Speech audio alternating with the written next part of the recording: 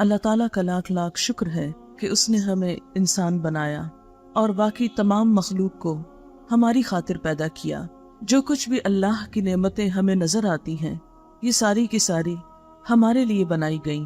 یہ زمین، یہ آسمان، یہ پودے، پہاڑ، سمندر کی مخلوق، یہ سب کچھ جو بھی زمین میں ہے انسان کے لیے بنایا گیا۔ اللہ سبحانہ وتعالیٰ کا ارشاد ہے خلق لکم ما فی الارض جمیعا، اس نے تمہارے لیے پیدا کیا جو کچھ زمین میں ہے سارے کا سارا۔ اور اگر ان ساری چیزوں کو ہم گننا چاہیں، وَإِن تَعُدُّوا نِعْمَةَ اللَّهِ لَا تُحْصُوهَا، اگر تم اللہ کی نعمتوں کو گننا چاہو، شمار کرنا چاہو تو تم ان کا احاطہ نہیں کر سکتے۔ اگر ہم اس درخت پر نظر ڈالیں اور صرف اس کے پتوں کی تعداد کا اندازہ کریں تو ہم صحیح طور پر اندازہ بھی نہیں کر سکتے، ان کو گن بھی نہیں سکتے، لیکن ہم دیکھتے ہیں کہ ان میں سے ایک ایک پتا اپنی جگہ پر بہت اہم ہے اور اللہ تعالیٰ کی بے مثال قدرت کی ایک بہترین نشانی ہے۔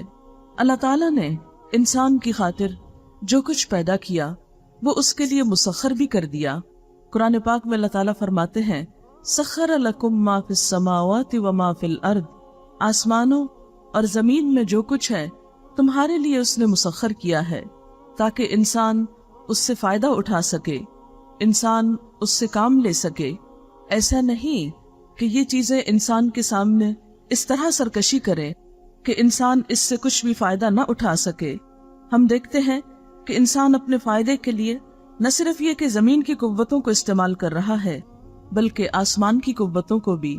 آج کے دور میں سولر انرجی، سورج سے نکلنے والی شعاؤں کے ذریعے مختلف طرح کی چیزوں کا استعمال، مختلف طرح کی چیزیں بنایا جانا، اور اسی طرح دیگر بہت سی مخلوق جو زمین پر نہیں بھی لیکن ان فضاؤں میں ہے، وہ بھی انسان کی خدمت میں لگی ہوئی ہے۔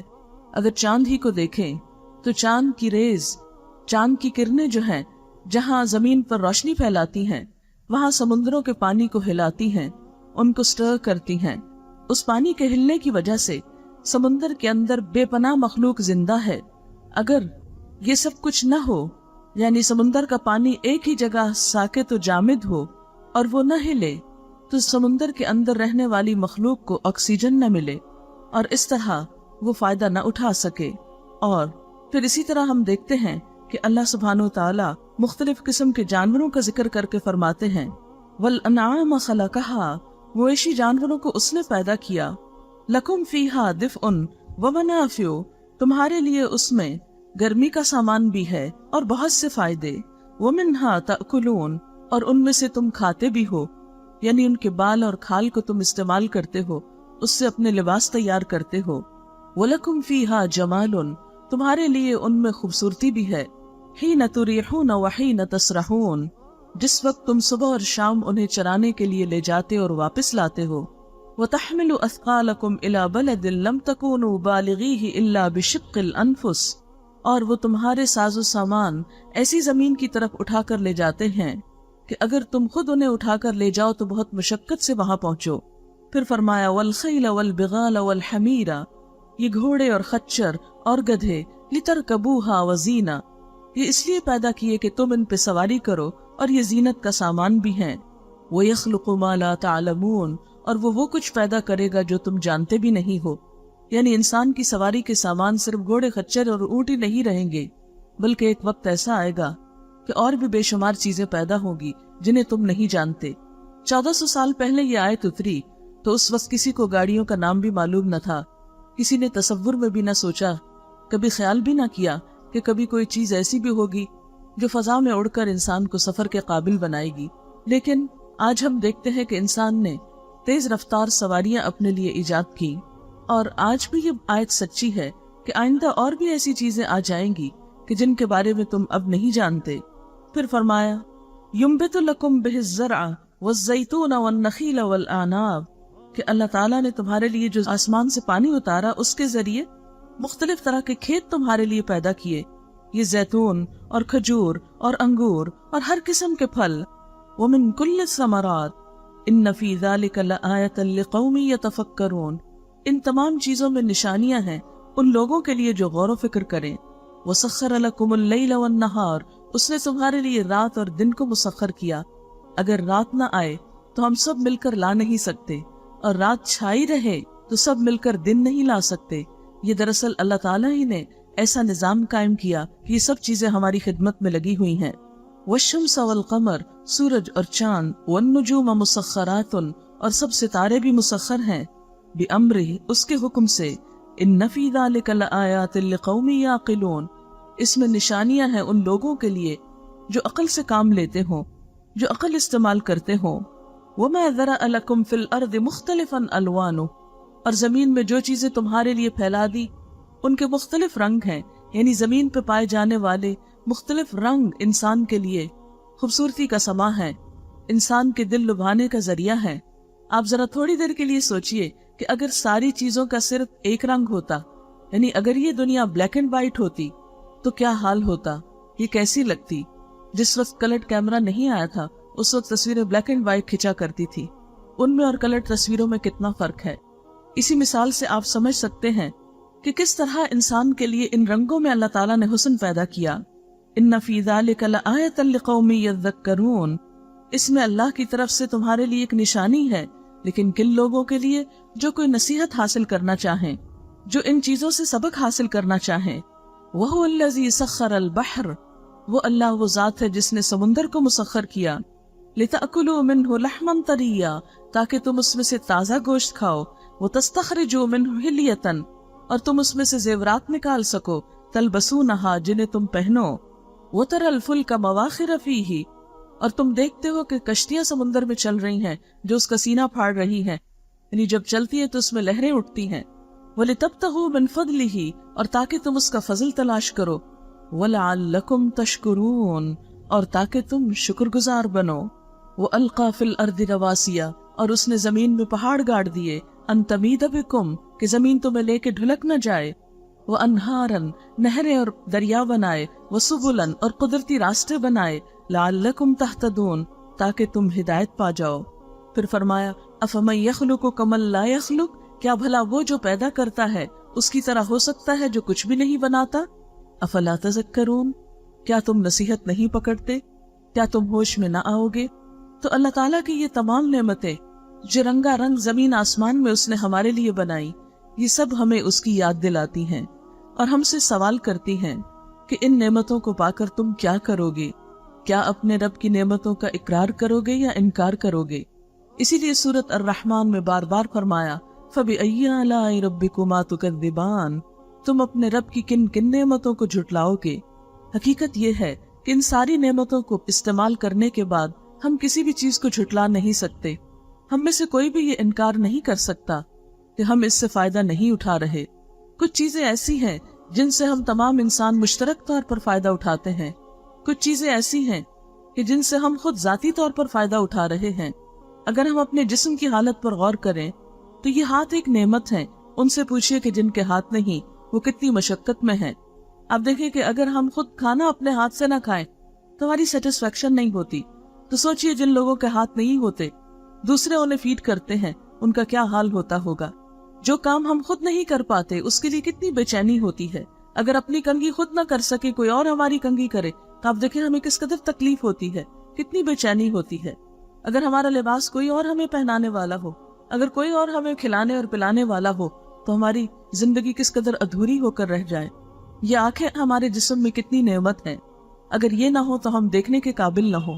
اگر ہم کلر بلائنڈ ہو تو دنیا کا نقشہ الٹ جائے ہمارے لیے اور دنیا میں وہ خوبصورتی اور زینت اور اٹریکشن نہ رہے. اسی طرح یہ بولنے کی قوت جس سے ہم فائدہ اٹھا رہے ہیں یہ بھی اللہ کی خاص عنایت ہے. ہم اپنا غصہ، غم، خوشی، محبت سب کچھ اس کے ذریعے اظہار کرتے ہیں. اگر یہ نہ ہو اور ہم بول نہ سکیں، ہمیں کوئی غصہ دلائے اور ہم جواب نہ دے سکیں، ہمیں رنج اور دکھ ہو اور ہم اپنے دکھ کا اظہار نہ کر سکیں، ہمیں کوئی خوشی ہو اور ہم اپنی خوشی کا اظہار نہ کر سکیں تو ہمارا کیا حال ہو. آپ دیکھیں کہ خوشی بھی کس طرح انسان انجوائے کرتا ہے جب اسے شیئر کرتا ہے دوسروں کے ساتھ. آپ کو اچانک کوئی اچھی نیوز ملتی ہے تو آپ کا کیا دل چاہتا ہے فوراً کسی دوسرے کو بتاؤ. اگر آپ کو کوئی تکلیف دہ خبر ملتی ہے تو فوراً آپ اپنے دل کا بوجھ ہلکا کرنے کے لیے دوسرے تک وہ بات پہنچاتے ہیں، دوسرے کو خبر دیتے ہیں. آپ سوچئے کہ اگر یہ زبان کام نہ کرے تو ہم اپنے دل کی خوشی اور غم دوسروں تک بتا نہ سکیں اور اس کو شیئر نہ کر سکیں تو پھر ہمارا حال کیا ہو؟ کیا یہ اللہ کی نعمتیں نہیں؟ پھر کھانے پینے کے لیے جو چیزیں ہم کھاتے ہیں ان کے طرح طرح کے ذائقے ہیں. دیکھنے میں زبان ایک جیسی نظر آتی ہے لیکن اس پہ کھٹا، میٹھا، کڑوا، نمکین کتنے مختلف ٹیسٹ ہیں جو ہم اس سے فائدہ حاصل کرتے ہیں، کتنا اس سے انجوائے کرتے ہیں. آپ سوچئے کہ اگر ہماری زبان پہ صرف نمک ہی نمک کا ذائقہ ہو تو زندگی کس قدر بدمزہ ہو جائے. اگر صرف میٹھے ہی کا ذائقہ چکھ سکیں اور باقی کچھ نہیں تو زندگی کتنی بے مزہ ہو جائے. پھر اسی طرح سونگھنے کی قوت جو اس نے بنائی، طرح طرح کی خوشبو جو ہم سونگھ سکتے ہیں، اس سے ہمارے دل کو اور دماغ کو کیسا سرور اور کیسا کیف حاصل ہوتا ہے. یہ سب کچھ اس کی نعمتیں ہی تو ہیں. پھر اسی طرح اولاد جیسی نعمت اس نے عطا کی، یہ بھی سراسر اس کی نعمت ہے. اگر وہ نہ دینا چاہے تو صحت مند ہوتے ہوئے بھی کوئی اپنے لیے خود اولاد پیدا نہیں کر سکتا، اور اگر وہ دے تو کوئی روک نہیں سکتا. وہ قرآن پاک میں فرماتا ہے، جس کے لیے چاہتا ہے بیٹے پیدا کرتا ہے اور جسے چاہتا ہے بیٹیوں سے نوازتا ہے، جسے چاہتا ہے دونوں دیتا ہے اور جسے چاہتا ہے اسے بانجھ بنا دیتا ہے. بظاہر کوئی کمی نہیں لیکن انسان اولاد کی نعمت سے محروم ہو سکتا ہے. یہ سب کچھ اسی کی نعمت تو ہے. پھر اسی نے انسانوں میں جوڑے پیدا کیے. سوچئے ذرا، اگر دنیا میں صرف مرد ہی مرد ہوتے یا صرف عورتیں ہی عورتیں ہوتی اور کوئی مرد نہ ہوتا تو دنیا کا نقشہ کیا ہوتا. پھر ان دونوں کے درمیان باہم کشش پیدا کی اور نکاح کے رشتے میں ایک دوسرے کے لیے سکون پیدا کیا. شادی کو اس نے اپنی قدرت کی نشانیوں میں سے ایک نشانی بتایا تاکہ انسان اس کے ذریعے سکون پائے. یہ اللہ تعالیٰ کی نعمتوں میں سے ایک بہترین نعمت ہے. غرض کس کس چیز کو گنے اور کس کس چیز کو شمار کریں، لیکن سوال یہ پیدا ہوتا ہے، ہم ان نعمتوں کو پا کر کیا دینے والے کو بھی یاد رکھے ہوئے ہیں، یا ہمارا رویہ پھر کیا ہونا چاہیے اور ہم کیا کر رہے ہیں؟ آپ دیکھیے کہ آپ اپنے اوپر تھوڑی دیر کے لیے سوچئے کہ آپ اگر کسی پر تھوڑا سا بھی احسان کرتے ہیں، مثلاً اپنے بچوں کو جنم دیتے ہیں، انہیں کھلاتے پلاتے پڑھاتے لکھاتے سکھاتے اور بڑا کرتے ہیں، پھر بڑے ہو کر بچے اگر آپ کی نافرمانی کریں، اگر آپ سے ملنا جلنا چھوڑ دے، اگر آپ کو یاد نہ کرے غم اور خوشی کے موقع پر، تو آپ کا کیا حال ہوتا ہے اور آپ کو یہ ناشکری کتنی تکلیف دیتی ہے. اللہ تعالیٰ تو انسان کے لیے 70 ماؤں سے بڑھ کر پیار کرنے والا ہے. پھر جب بندہ اس سے سب کچھ پا کر اسی کی طرف متوجہ نہیں ہوتا، اسی کو یاد نہیں کرتا، اسی کا شکر ادا نہیں کرتا، تو پھر اللہ تعالیٰ ایسے بندوں سے خوش کیسے ہو سکتا ہے؟ آپ دیکھیے کہ ہماری زندگی میں کوئی خوشی کیسے آ سکتی ہے اگر ہم اس کا شکر ادا نہ کریں. لہٰذا ان نعمتوں کی قیمت تو ہم ادا کر ہی نہیں سکتے، لیکن اس کے لیے کچھ چیزیں ایسی ہیں جو ہم کر سکتے ہیں. پہلی بات تو یہ کہ ہمارے دل میں شکر کے جذبات ہوں، ان نعمتوں کی قدردانی ہو. پھر یہ کہ زبان پر اس کا ذکر ہو، کیونکہ جس چیز کو ہم محسوس کرتے ہیں، جس چیز پر خوش ہوتے ہیں، اس کا تذکرہ بھی ضرور کرتے ہیں. اگر ہمارے دل میں اللہ تعالیٰ کا حقیقی معنوں میں شکر ہو نہیں سکتا کہ پھر زبان پر نہ آئے. پھر جہاں بیٹھیں گے، جس محفل میں، جس جگہ پر، کوئی نہ کوئی ذکر اپنی اس محبوب ہستی کا ضرور لے آئیں گے. پھر اللہ کا ذکر کرتے ہوئے ہمیں شرم نہیں آئے گی. اللہ کا ذکر کرتے ہوئے ہم کسی سے جھجکیں گے نہیں، شرمائیں گے نہیں، بلکہ ہم فخر کے ساتھ، محبت کے ساتھ اس کو یاد کر سکیں گے، دل ہی دل میں بھی، زبان سے بھی اور مختلف اور طریقوں سے بھی. اور یاد رکھیے کہ جو شخص شکر ادا کرتا ہے وہ اپنے ہی فائدے کے لیے کرتا ہے.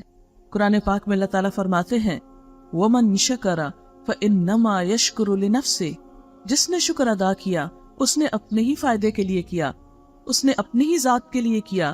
وَمَن كَفَرَ، اور جس نے ناشکری کی، فَإِنَّ رَبِّي غَنِيٌّ كَرِيمٌ، تو میرا رب بے نیاز ہے، عزت والا ہے. یعنی اسے انسانوں کے شکر کی ضرورت نہیں، لیکن وہ بندوں سے شکر کو پسند کرتا ہے. وَلَا يَرْضَى لِعِبَادِهِ الْكُفْرَ، اور اپنے بندوں سے ناشکری کو پسند نہیں کرتا. حضرت داؤد اور سلیمان علیہ السلام کو بے پناہ نعمتیں دی گئی تھی.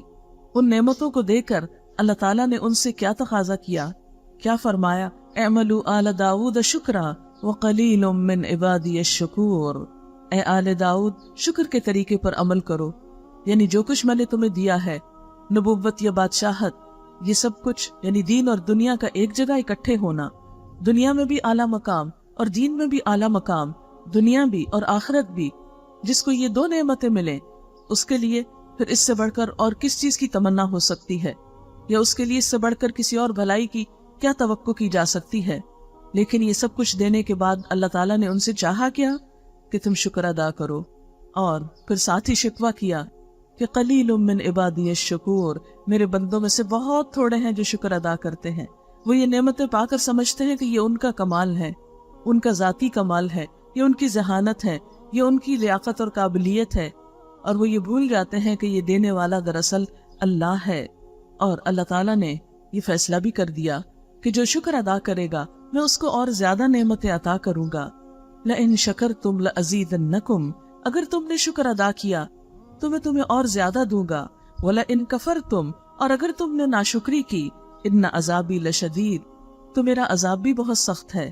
یعنی دنیا میں انسان اگر نعمتیں پا کر اپنے رب کو بھول جاتا ہے اور اس کی بجائے صرف اپنی ہی تعریفیں کرتا رہتا ہے یا تکبر میں مبتلا ہو جاتا ہے، تو ایسا شخص اللہ کا کچھ نہیں بگاڑتا، وہ اپنا ہی نقصان کرتا ہے، کیونکہ یہ تو سب کو معلوم ہے کہ دنیا میں جتنی بھی نعمتیں ہیں وہ سب عارضی ہیں، بہت جلد انسان کے پاس سے چلی جانے والی ہیں، اور پھر جو شکر گزار ہیں انہیں اس شکر کے بدلے میں قیامت کے دن اس سے بھی زیادہ بہتر نعمتیں ملیں گی، لیکن ناشکرے لوگ پھر آئندہ اس دنیا کی نعمتوں سے محروم ہو کر رہ جائیں گے۔ بیسیکلی شکر ہوتا کیا ہے؟ شکر عربی زبان کا لفظ ہے۔ شکر کا معنی ہوتا ہے گائے کا کم چارہ کھا کر زیادہ دودھ دینا۔ دابۃ شکور اس کو کہتے ہیں جو اپنے مالک کا شکر گزار ہو، یعنی اس کا رویہ اپنے مالک کے ساتھ بہتر ہو۔ اب آپ دیکھیں کہ یہ شکر جو ہے انسان کے رویے میں بھی ہوتا ہے، انسان کی گفتگو میں بھی ہوتا ہے، انسان کے طور طریقوں میں بھی ہوتا ہے، انسان کے لباس میں بھی ہوتا ہے، اس کے کھانے پینے سے بھی ہوتا ہے، اور نعمتیں دینے والے کے ذکر کرنے سے بھی ہوتا ہے۔ عام طور پر ہم سمجھتے ہیں کہ شکر شاید دل میں ایک خاص جذبے اور احساس کا نام ہے۔ جی ہاں، ہے تو وہ دل ہی کے جذبے اور احساس کا نام، لیکن اس احساس کے بعد انسان کے رویے میں تبدیلی آتی ہے۔ جو شخص اپنے رب کا شکر گزار ہوتا ہے وہ تکبر سے خالی ہوتا ہے، پھر وہ اپنی بڑائی میں مبتلا نہیں ہوتا۔ اسے جو بھی نعمت ملتی ہے، جب بھی کوئی اس کی تعریف کرتا ہے تو وہ اس پر الحمدللہ کہتا ہے کہ یہ سب کچھ میرے رب کا انعام ہے، میرے رب کا فضل ہے، یہ اس کی عطا ہے، یہ اس کی بخشش ہے۔ پھر وہ کسی بھی نعمت کو پا کر دوسرے کو حقیر نہیں سمجھتا، دوسرے کو ذلیل نہیں کرتا، اور دوسروں کے مقابلے میں اپنے آپ کو بڑی چیز نہیں سمجھتا۔ اور جیسا کہ آپ نے دیکھا کہ اس گائے کے لیے یہ لفظ استعمال ہوتا ہے جو تھوڑا چارہ کھا کر بھی بہت دودھ دے۔ اس کا کیا مطلب ہے کہ انسانوں میں شکر گزار وہ ہے کہ جس کو زندگی میں دوسرے انسانوں کے مقابلے میں کم نعمتیں بھی ملی ہوں تو وہ اس پر شکوہ نہ کرے، اس پر بھی شکر گزار رہے۔ ہم نے دیکھا ہوگا کہ بعض لوگوں کا معمولی رہن سہن ہوتا ہے، لیکن ہر بات پر ان کی زبان سے کلمہ شکر ادا ہوتا ہے۔ کبھی آپ ان سے شکایت کرتے ہوئے نہیں سنیں گے، کبھی وہ اپنی کمزوریوں اور اپنی زندگی میں پائے جانے والے دکھوں اور تکلیفوں کا بار بار ذکر کر کے دوسروں کو بدمزہ نہیں کریں گے، بلکہ ان تمام نعمتوں کو ہی یاد رکھیں گے جو اللہ تعالیٰ نے ان کو عطا کی۔ لیکن اس کے برعکس آپ دیکھتے ہیں کہ کچھ لوگوں کا طریقہ یہ ہوتا ہے کہ ان کے پاس زمانے بھر کی نعمتیں بھی ہوں، اس کا ذکر نہیں کریں گے، اس کا اظہار نہیں کریں گے، لیکن جس چیز کی کمی ہوگی اس کا ذکر بار بار کریں گے، اور اس طرح دوسروں کو تکلیف دیتے رہیں گے۔ آپ دیکھیں کہ جب آپ اپنے دوستوں کی محفلوں میں بیٹھتے ہیں یا آپ کسی کے ساتھ بھی بات کرتے ہیں، اگر ہر وقت آپ دوسروں کو اپنی تکلیفیں اور اپنے مسئلے اور مشکلات اور دکھ اور پریشانیاں ہی سناتے رہے اور صرف شکوہ ہی کرتے رہے کہ پورا نہیں پڑتا، مال کم ہے، یا یہ کہ فلاں چیز نہیں ہے، فلاں نہیں ہے، بچے ایسے ہیں، شوہر ایسا ہے، کیونکہ مختلف لوگ مختلف طرح کی ناشکری کرتے رہتے ہیں، کبھی وہ کسی چیز کی کمی کا ذکر، کبھی کسی چیز کی کمی کا ذکر، اور خاص طور پر خواتین میں جو ایک عادت ہوتی ہے کہ وہ شوہروں کی شکر گزاری نہیں کرتی، یہ بہت تکلیف دہ بات ہے۔ حضرت اسماء رضی اللہ تعالیٰ عنہ بیان کرتی ہیں کہ ایک دفعہ میں اپنی سہیلیوں کے ساتھ کھڑی تھی کہ نبی صلی اللہ علیہ وسلم کا پاس سے گزر ہوا۔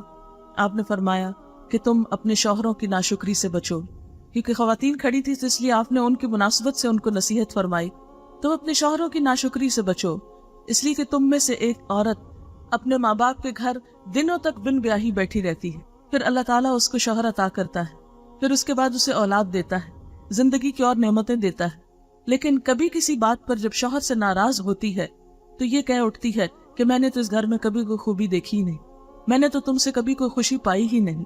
تو یہ چیز ناشکرے پن میں آتی ہے کہ انسان دوسرے کی طرف سے ملنے والی راحت اور سکون اور خوشی اور نعمتوں کا تو ذکر نہ کرے، لیکن اگر کہیں تھوڑی سی کمی رہ جائے، مثلا شوہر کوئی بات بھول جائے، کوئی وعدہ کر کے بھول جائے، یا کسی چیز میں پورا نہ اترے، تو اس وقت عموماً پھر ایسا دیکھا گیا ہے کہ بسا اوقات خواتین چھوٹی چھوٹی بات پہ ناراض ہو جاتی ہے، چھوٹی چھوٹی بات پر گھر میں ہنگامہ کھڑا کر دیتی ہے، اپنا سکون بھی برباد اور دوسروں کا بھی۔ تو ان چھوٹی باتوں سے بچنا چاہیے اور دل کو بڑا کر لینا چاہیے، اور دوسرے انسان کو انسان سمجھ کر اس کی کوتاہی اور خطا کو معاف کر دینا چاہیے۔ اسی طرح بعض اوقات دیکھا گیا کہ بچے ماں باپ سے کبھی سیٹسفائی نہیں ہوتے، ماں باپ اپنا دل بھی نکال کے بچوں کو دینے کو تیار ہوتے ہیں، خود بھوکے رہ کے انہیں کھلاتے ہیں، خود جاگ کر مائیں بچوں کو سلاتی ہیں، ان کی ہر تکلیف پر انہیں سہلاتی ہیں، لیکن کبھی اگر ماں کسی بات کو بھول جائے یا کسی چیز کے بارے میں غافل ہو جائے تو عموماً ساری زندگی بچے اس چیز کا شکوہ کرتے رہتے ہیں۔ فلاں موقع پر آپ نے ایسا کیا تھا، فلاں اسکول میں نہیں پڑھایا، ایسا اور ایسا جہیز نہیں دیا، ہمارا تو رشتہ ہی آپ نے صحیح تلاش نہیں کیا، شادی کا فیصلہ ہی ٹھیک نہیں کیا، اور ہمارے بچوں کو تو یہ نہیں دیا، اور فلاں بہن بھائی کے بچوں کو آپ نے یہ دیا۔ یعنی عموماً شکر گزاری کا رویہ ماں باپ کے ساتھ کم ہی ہوتا ہے، ناشکری کی باتیں زیادہ کرتے ہیں۔ تو یہ ناشکری کی رویے جو ہے یہ انسان کی دنیا میں بھی قدر و قیمت کھو دیتے ہیں، ایسے لوگ انسانوں کی نظروں سے بھی گر جاتے ہیں اور اللہ تعالیٰ کے ہاں بھی کوئی عزت اور مقام نہیں ہوتا۔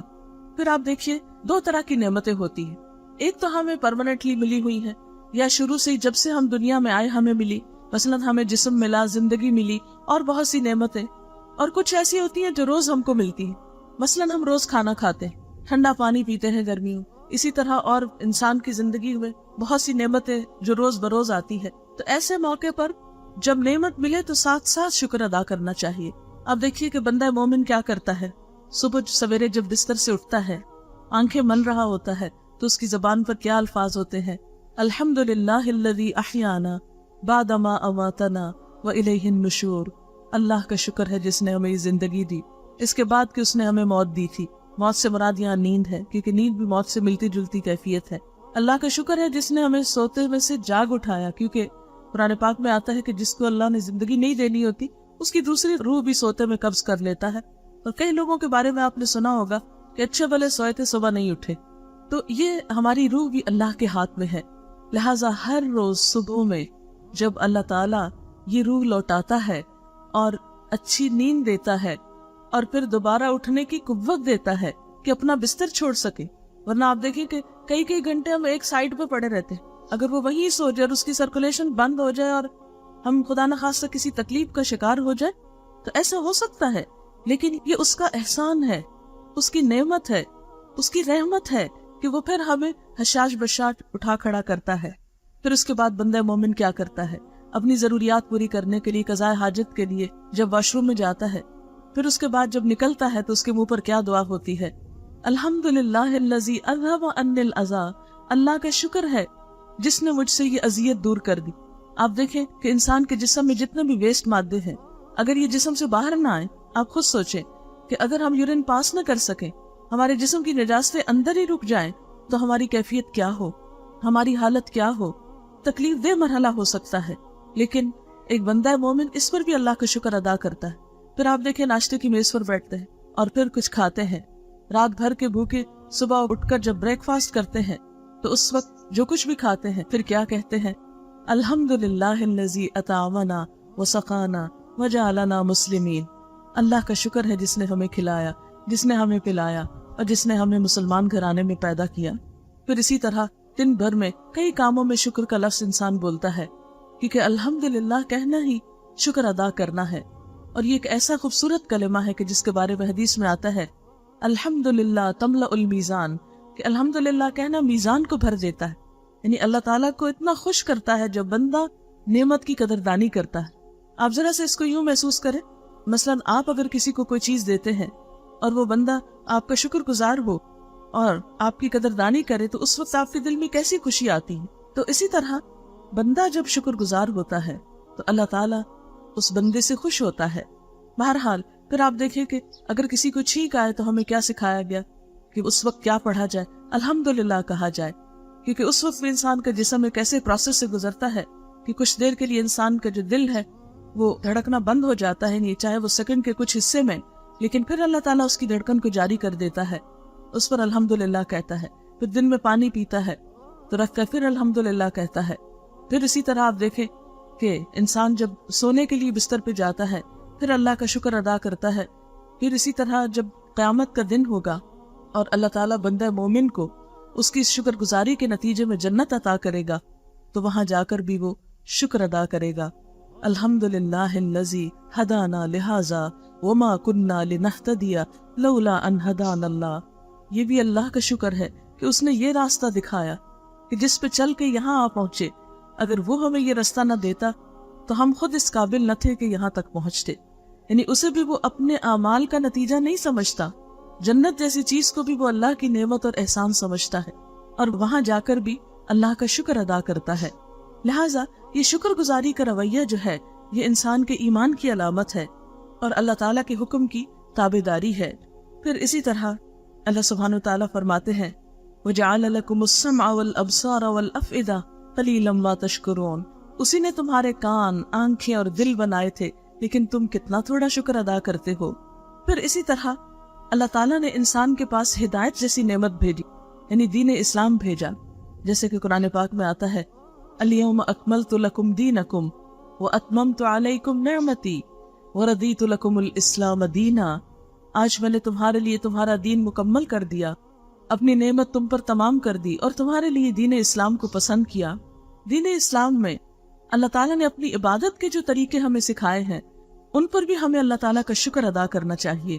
اسی لیے ہم دیکھتے ہیں کہ وضو کا طریقہ قرآن پاک میں جہاں سکھایا گیا وہاں اس کے آخر میں فرمایا وَلَعَلَّكُمْ تَشْكُرُونَ. یہ طریقہ اس نے تمہیں سکھایا ہے تاکہ تم شکر گزار بنو. یعنی جب ہم وضو کرتے ہیں اور وضو کے لیے مست ہوتا ہے کہ ہم اپنے ہاتھ دھوئیں، پاؤں دھوئیں، چہرہ دھوئیں، مسح کریں اور اس کے بعد ہم دوبارہ سے فریش ہو جاتے ہیں. بہت سے ماڈلز کے انٹرویوز میں بھی آپ نے پڑھا ہوگا، میں نے تو سنا ہی ہے، پڑھا نہیں ہے، لیکن یہ کہ بہت سے لوگ اپنا ایکسپیرینس بتاتے ہیں کہ ہمارے حسن کا راز کیا ہے کہ دن میں کئی دفعہ پانی کو اپنے چہرے پہ اسپرنکل کرتے ہیں تاکہ چہرہ جو ہے وہ فریش ہو جائے. اسی طرح ایک اور اولڈ ایجپشنز کے بارے میں کہا جاتا ہے کہ ان کی خواتین کے حسن کا راز یہی ہے کہ وہ خواتین دن میں کئی دفعہ منہ پہ پانی کی چھینٹیں مارتی تھی. آپ قدرتی طور پر دیکھتے ہیں کہ دن میں کئی دفعہ جب آپ چہرے کو دھوتے ہیں تو آپ اس سے پاک صاف ہوتے ہیں. میں سوچتی ہوں کہ جب عام طور پہ جب نماز نہیں پڑھی جاتی تو ناک صاف کرنا ہی بھول جاتے ہیں، یعنی سارا منہ دھو لیں گے، سب کچھ کریں، پھر یاد آئے گا اوہ. لیکن وضو کرتے ہوئے آٹومیٹیکلی ہم سب کچھ دھو رہے ہوتے ہیں، حتیٰ کہ کانوں کے اندر تک انگلی پھیر کر دن میں 5 دفعہ، پیچھے کان صاف کر کے، بالوں کے اوپر مسا کر کے. آج ہی مجھے کوئی بتا رہا تھا کہ وہ خاتون ایک ڈاکٹر کے پاس گئی اور کہا کہ میرے بال بہت جلدی عمر میں سفید ہونے لگے، تو انہوں نے کہا کہ دن میں کئی دفعہ ہاتھ گیلا کر کے بالوں کے اوپر لگاؤ. اب یہ معلوم نہیں کیا علاج تھا، لیکن اس سے اندازہ کریں کہ ہمارے دین میں ہمیں دن میں 5 دفعہ بالوں کو مسا کرنے کا حکم دیا گیا ہے. اور ہم خواتین تو گھروں میں ہوتے ہیں، اتنا احساس ہی نہیں ہوتا کہ ہم اتنی بڑی نعمت پا رہے ہیں، کیونکہ اندر ہی اندر پھر وضو کر لیا تو صفائی کا اتنا احساس نہیں ہوتا. لیکن ہماری میجورٹی تو گھروں سے باہر رہتی ہے. اب دیکھیں کہ جو مزدور دن میں کام کرتے رہتے ہیں، کسان جو کھیتوں پہ کام کرتے ہیں، کارخانوں میں جو لوگ کام کر رہے ہوتے ہیں، پیٹرول پمپس پہ کام کر رہے ہوتے ہیں، اگر یہ سارے وقت لوگ دن میں 5 دفعہ صرف نماز کے لیے وضو ہی کرنا شروع کر دے تو آپ دیکھیں ہماری قوم کی حالت بدل جائے گی، حلیہ بدل جائے گا، کیونکہ وہ صفائی کی ایک فیلنگ نظر آنے لگے گی. اور پھر آپ دیکھیں کہ اس کے بعد ہمیں یہ بھی سکھایا کہ اگر وضو نہیں تو تم پاک مٹی کے ساتھ تیمم کر لو. اور اب ریسرچ سے یہ بات بھی ثابت ہوئی ہے کہ مٹی کے اندر ایسے پیراسائٹس ہوتے ہیں کہ جب وہ جسم کو چھوتے ہیں تو اس میں بھی جراثیم مارنے کی صلاحیت موجود ہے، یعنی وہ بھی اینٹی جرمز ہوتے ہیں، اس سے جرمز جو ہیں وہ ختم ہوتے ہیں. اسی لیے کہا گیا کہ کتا اگر کسی برتن میں منہ ڈال دے تو اس کو 7 دفعہ دھو، اور پہلی دفعہ آپ صلی اللہ علیہ وسلم نے فرمایا کہ مٹی سے دھو، کیونکہ مٹی جو ہے وہ اس کے جرمز کو ختم کر دے گی. تو یہ سب چیزیں حکمت کی بہت سی باتیں. پھر اسی طرح آپ دیکھیں کہ نماز کے اندر جو ہم دن میں 5 مرتبہ اپنا سر نیچے زمین پر رکھتے ہیں اور جتنا لمبا سجدہ ہو اتنا ہی اچھا ہوتا ہے، تو کس طرح خود بخود خون سر کو پہنچتا ہے، کتنی بہترین سرکولیشن ہوتی ہے، ہارٹ ایسی پوزیشن میں آتا ہے. بلکہ ایک تصویر ہے میرے پاس سجدے کی، اندر جو باڈی پارٹس ہیں وہ دکھائے گئے ہیں کہ ہمارا سٹمک کہاں ہوتا ہے، ہمارا ہارٹ کہاں ہوتا ہے. وہ اتنی خوبصورت پوزیشن ہوتی ہے کہ ہر چیز یوں لگتا ہے کہ اندر کے پارٹس جو ہے وہ ایکسرسائز کریں. ویسے جب ہم ہاتھ پاؤں ہلا کے ایکسرسائز کرتے ہیں، کھڑے ہو کر کریں یا کچھ، یا جھک کر بھی ایون کریں، تو آپ دیکھیں کہ اگر نماز نہ پڑھے تو زمین پہ سجدے میں جا کے ایکسرسائز بہت کم ہوتی ہیں. جتنے بھی ایکسرسائز کے سٹیپس ہوتے ہیں وہ زیادہ تر کھڑے ہو کر یا بیٹھ کر یا جھک کر یا لیٹ کر ہوتے ہیں. لیکن اتنی بہترین پوزیشن، اور اس میں بھی آپ دیکھیں کہ نبی صلی اللہ علیہ وسلم نے ایک خاص طریقہ بتایا سجدہ کرنے کا کہ کونیاں اٹھا کے کرو. پھر اسی طرح یہ کہ ناک لازمی طور پہ لگنا چاہیے، ناک نہیں اٹھا ہوا ہو، پیشانی لگنی چاہیے، گھٹنے لگنے چاہیے، پیچھے سے انگلیاں لگنی چاہیے. پھر اسی طرح نماز میں بیٹھنے کی جو پوزیشن ہے دوبارہ واپس پلٹ کر اور کس طرح تورک کرنے کا آپ صلی اللہ علیہ وسلم نے طریقہ بتایا کہ ایک پاؤں کو اندر کی طرف موڑ کر پھر اس کی انگلیاں سامنے ہو اور ایک پاؤں جو ہے پیچھے سے کھڑا ہو. اگر بچپن سے ہی بچہ جب 7 سال کا نماز پڑھنا شروع کرتا ہے اور اس کو یہ طریقہ سکھا دیا جائے تو اس کے اندر بہت سے صحت کے راز پائے جاتے ہیں، مینٹلی انسان الرٹ ہوتا ہے. لیکن افسوس یہ کہ ہم نے جب سے اللہ کے دین کو چھوڑا اور شکر ادا کرنے کے لیے وہ سجدہ شکر، کیونکہ نماز بھی تو دن میں 5 دفعہ شکر ادا کرنے کا ہی ایک طریقہ ہے، جب سے یہ چیزیں چھوڑی تو ہم دنیا میں طرح طرح کی مشکلات میں گرفتار ہو گئے. آپ دیکھیں کہ پانی کے ذریعے مختلف طریقے سے علاج بتائے جاتے ہیں. بہت سے لوگ جن کو نیند نہیں آتی تو ڈاکٹرز ریکمینڈ کرتے ہیں کہ اگر سونے سے پہلے آدھا گھنٹہ پانی میں انسان ٹب بات لے لے تو بغیر کسی دوا کے انسان بہت آسانی کے ساتھ سو سکتا ہے. تو یہ سب پرانے زمانے سے ہزاروں سال سے پانی کے ساتھ علاج کا طریقہ رہا ہے کہ اسے انسان استعمال کرتا ہے تو اسے فائدہ پہنچتا ہے. دن بدن یہ جو ہمارے ملک میں قتل و غارت افسوسناک حد تک بڑھتی چلی جا رہی ہے، تو میں سوچتی ہوں کہ یہ جو اتنا اینگر ہے اور اتنی ہیٹرڈ ہے اور نفرت ہے، یہ ساری چیزیں ان کا کیا علاج آخر ہو سکتا ہے، کیا طریقے ہو سکتے ہیں؟ کیونکہ یہ ایک نفسیاتی بیماری بھی تو قوم کی نظر آتی ہے نا، کہ نفسیاتی طور پر بھی ہم بیمار ہیں، کہ ہماری سوچ بیمار ہے. کیونکہ ایک صحت مند سوچ رکھنے والا انسان، ایک پازیٹیو سوچ رکھنے والا انسان، ایک مثبت دل اور شکر گزار دل رکھنے والا انسان یہ قتل و غارت نہیں کر سکتا. وہ کسی انسان کو دکھ نہیں دے سکتا، اس کو تکلیف نہیں پہنچا سکتا. لیکن یہ اگریشن اور ڈپریشن بڑھتے چلے جا رہے ہیں. ان میں بھی کمی ہو سکتی ہے اگر ہم اللہ تعالیٰ کے بتائے ہوئے طریقوں پر عمل کریں. دن میں جو شخص 5 دفعہ وضو کرے اور اس کے ہاتھ پاؤں بھیگے اور وہ جو پانی کا اثر ہے وہ جسم کے اندر یعنی روح کو بھی ٹچ کرے، کیونکہ روح اور جسم ساتھ ساتھ بگے ہوئے ہیں نا ایک دوسرے سے. جو چیز جسم پر جاتی ہے وہ لازماً روح پر بھی اثر کرتی ہے. تو یہ بات مانی ہوئی ہے کہ ڈپریشن کا بہترین علاج جو ہے وہ نہانا ہے، وضو کرنا ہے. اور اسی لیے ہم دیکھتے ہیں کہ یعنی کہ جنابت کی حالت میں غسل کا بھی حکم دیا گیا ہے، اور ویسے وضو کا حکم دیا گیا ہے کہ دن میں 5 دفعہ اللہ کی ملاقات کے لیے تیاری کے لیے وضو کر کے جاؤ. اور یہ سب چیزیں اس نے تمہیں سکھائیں تاکہ تم شکر ادا کرو. تو شکر ادا کرنے کا طریقہ صرف زبان سے شکر کہنا نہیں، صرف دل میں سوچ لینا نہیں، بلکہ وضو کرنا بھی شکر ادا کرنے کا ایک طریقہ ہے. تو اللہ تعالیٰ نے قرآن پاک میں ہمیں جو مختلف احکامات دیے ہیں، کھانے پینے سے لے کر ریچولز کی ادائیگی کے اور دیگر، یہ تمام دراصل شکر کی ادائیگی کے طریقے ہیں.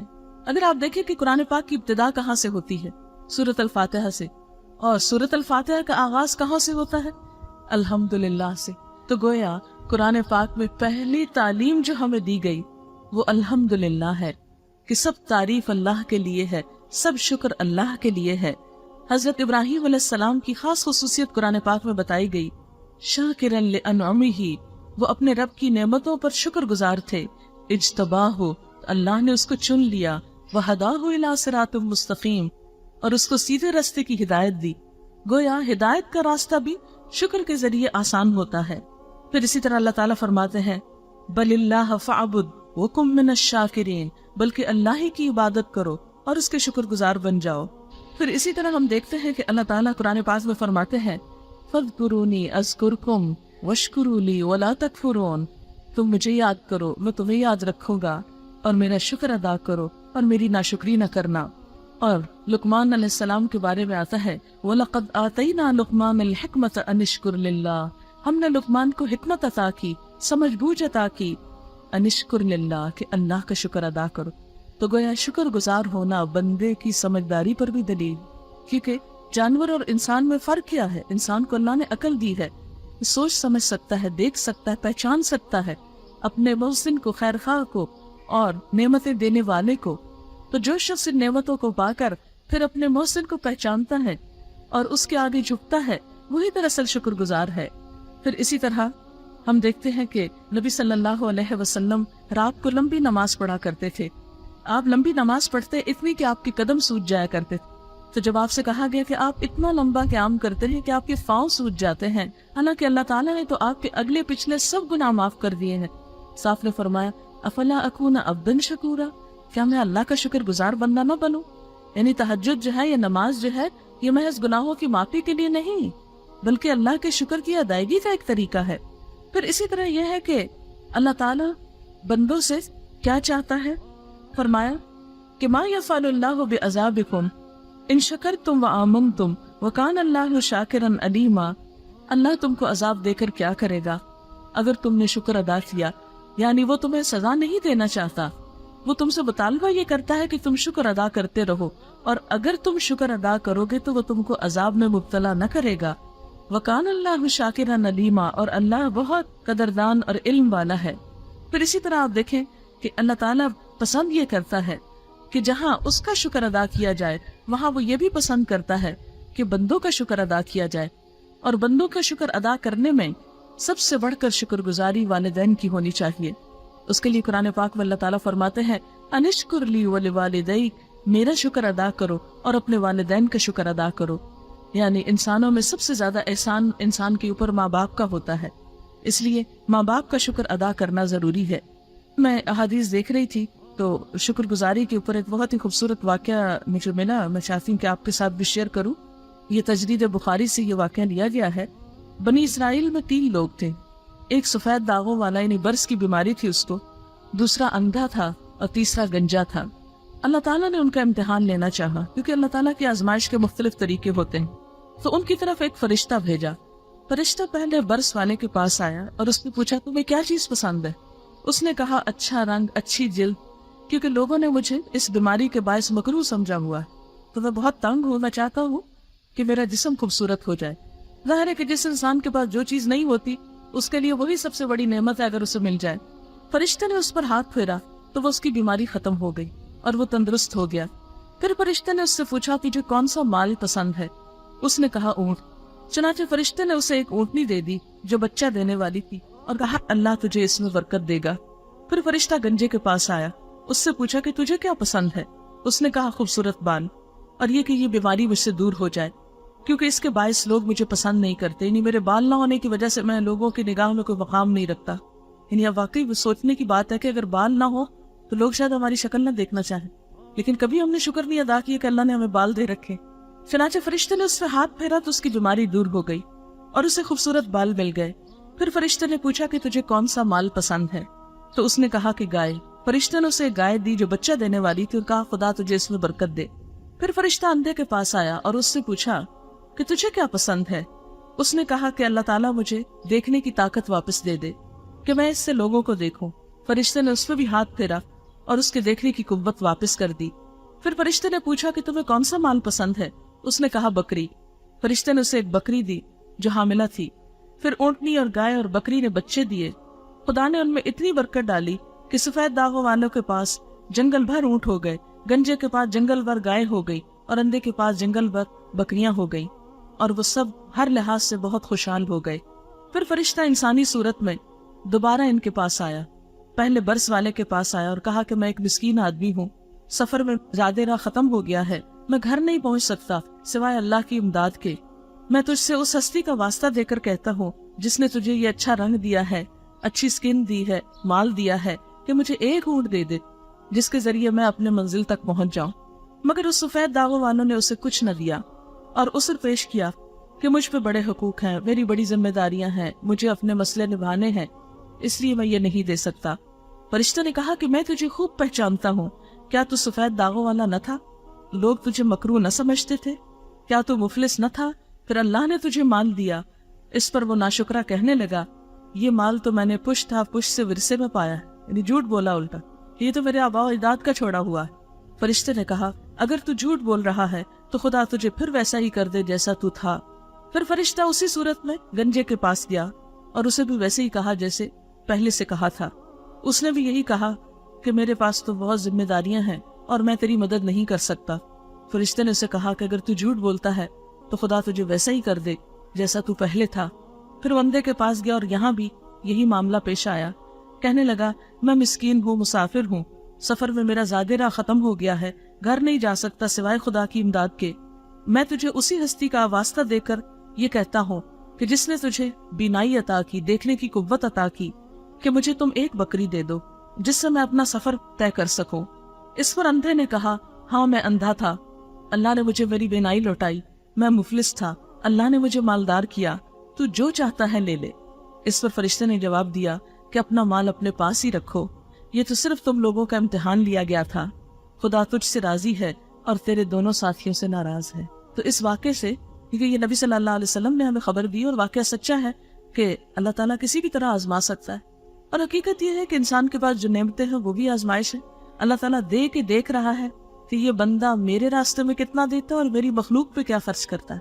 اور اللہ تعالیٰ کا دینا بھی نعمتوں کا اور واپس لینا دونوں ہی آزمائش ہے. کیونکہ جب انسان کو کوئی چیز ملتی ہے تو دیکھا جاتا ہے کہ یہ کتنا شکر ادا کرتا ہے، اور جب وہ واپس لے لی جاتی ہے تو پھر دیکھا جاتا ہے کہ یہ صبر کتنا کرتا ہے. آپ صلی اللہ علیہ وسلم نے فرمایا کہ مومن کا حال بھی عجیب ہے، اور یہ حال مومن کے سوا کسی کو نصیب نہیں ہوتا کہ جب اسے نعمت ملتی ہے تو وہ شکر ادا کرتا ہے، اور یہ شکر اس کے درجات بڑھاتا ہے، اور جب اس پر کوئی تکلیف آتی ہے تو صبر کرتا ہے، اور یہ صبر کرنا اس کے درجوں کو بڑھاتا ہے. تو گویا شکر کا مطلب یہ ہے کہ انسان جس حال میں بھی ہو اللہ کی رضا کے راضی رہے. بات یہ ہے کہ ہم اللہ کے فیصلوں کو بدل نہیں سکتے.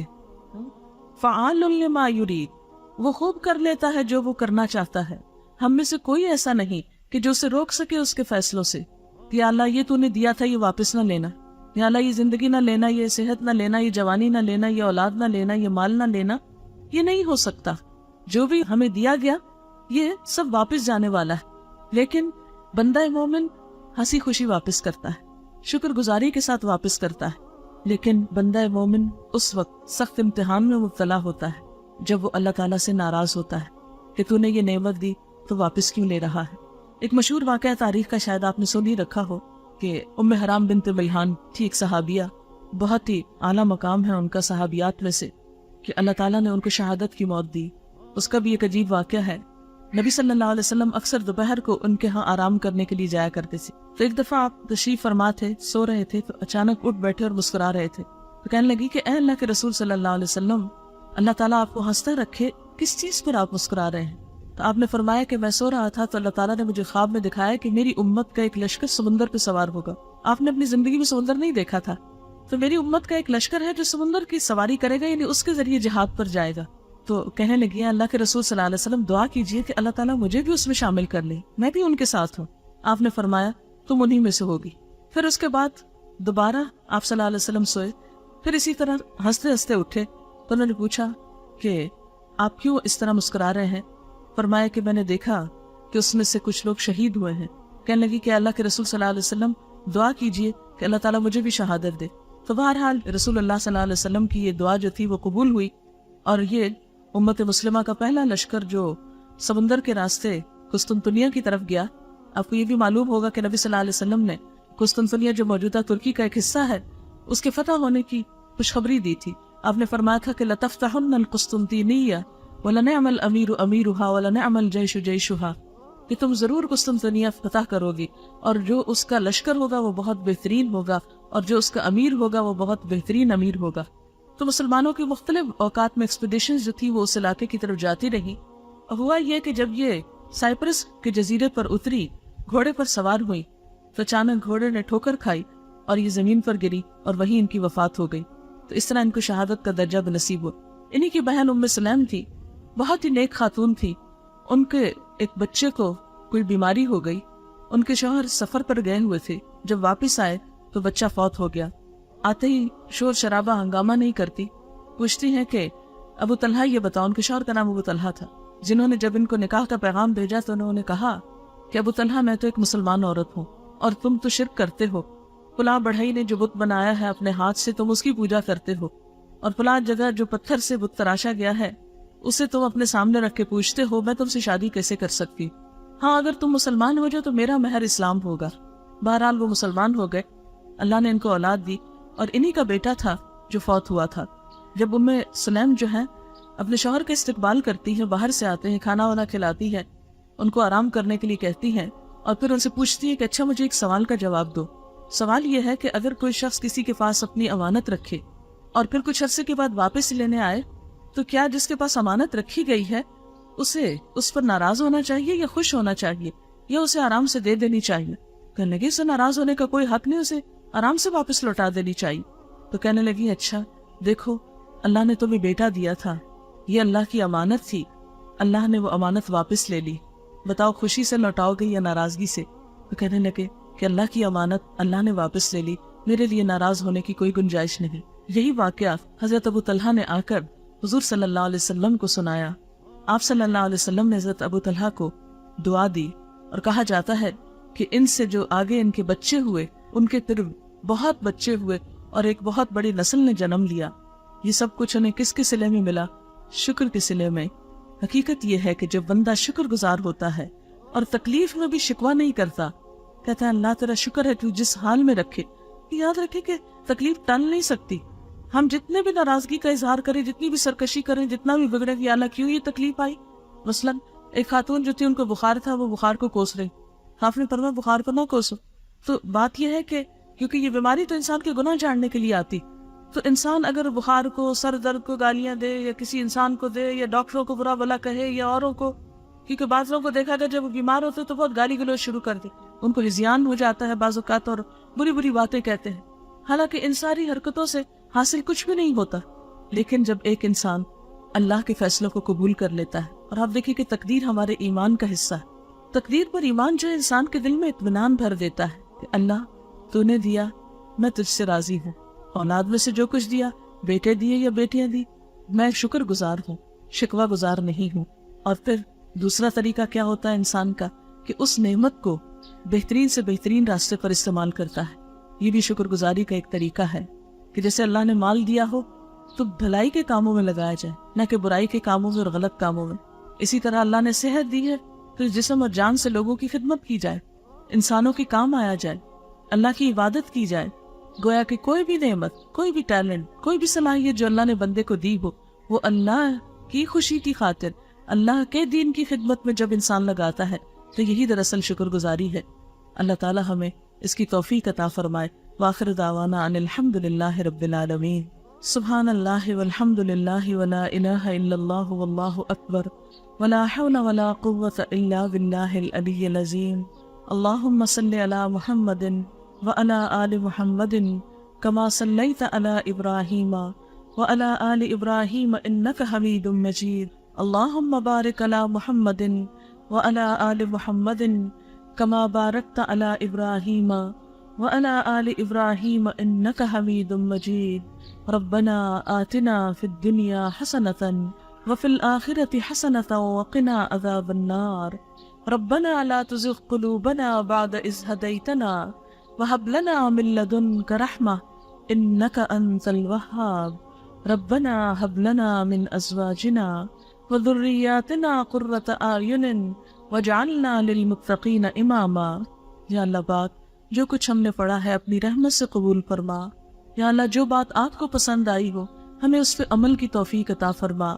اگر کوئی بات زبان سے بھول کے ایسی نکل گئی ہو جو آپ کو پسند نہ آئی ہو تو یا اللہ تو ہم سب کو اس سے دور کر دے اور ہمیں ایسے راستے کی ہدایت دے جو تیری پسند اور رضا کا ہو. اللہ تو ہمارے دلوں میں اپنی محبت پیدا کر دے، ہمیں اپنا قرب نصیب فرما، ہمیں اپنے شکر گزار بندوں میں شامل کر لے، ہمیں اپنے ذکر کی توفیق عطا فرما، ہمارے دلوں کو سکون عطا فرما، ہمارے گھروں میں خوشیاں پیدا فرما، ہماری اولاد کو ہماری آنکھوں کی ٹھنڈک بنا، ہمارے والدین پر اپنی رحمت فرما. یا اللہ تمام بیماروں کو صحت عطا فرما. یا اللہ سب دکھی لوگوں کے دکھ دور فرما، سب پریشان حالوں کی پریشانیاں دور فرما. یا اللہ ہمارے ملک میں امن و امان پیدا فرما.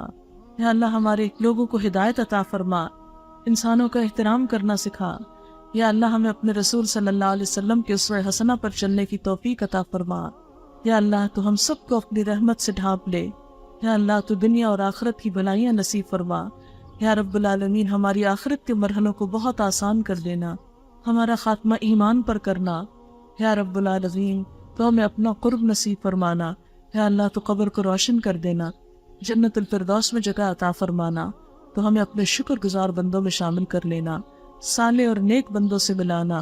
ربنا تقبل منا انک انت السمیع العلیم وتب علینا انک انت التواب الرحیم.